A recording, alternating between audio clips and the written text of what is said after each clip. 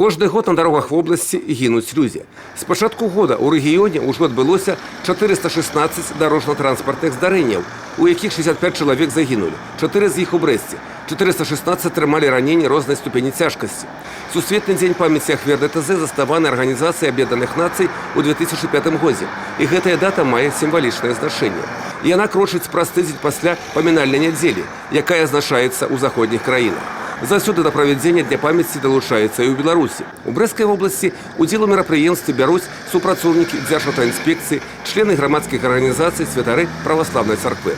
На гэты раз правядзенне акцыі вырашылі пачаць на скрыжаванні вуліц Ленинградскай і Гаврылова ў абласным цэнтры. Проведение нашего мероприятия мы решили на перекрестке улиц Гаврилова и Ленинградская. Дело в том, что около 7 лет назад на данном участке дороги погиб мотоциклист в результате дорожно-транспортного происшествия. И погиб он именно в свой день рождения.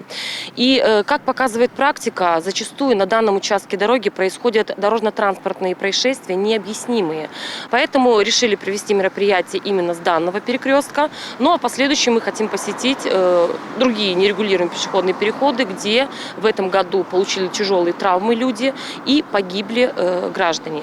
То есть это те места, где, согласно статистике, происходит концентрация дорожно-транспортных происшествий. Асноўная мэта мерапрыемства прыцягнуць увагу грамадскасці да праблемы гібелі і траўмавання людзей на дарогах, змяніць у пазітыўны бок свядомасць удзельнікаў дарожнага руху ў плане ўзаемнай павагі, безумоўнага выканання правілаў дарожнага руху, павысіць культуру кіроўцаў транспартных сродкаў. Сегодняшний день церковь за божественной литургией поминала всех, тех, кто погиб на дорогах, поминала. И сегодня мы вышли на те перекрестки, самые опасные, в которых произошли ДТП, чтобы окропить те места и живущим людям напомнить о том, что дорога – это в первую очередь это место опасное, и нужно соблюдать все правила дорожного движения. Падобныя акцыі таксама прайшлі і ў іншых рэгіёнах Беларусі. Юрый Печур, Тыгран Акапян, тэлерадыёкампанія «Брэст».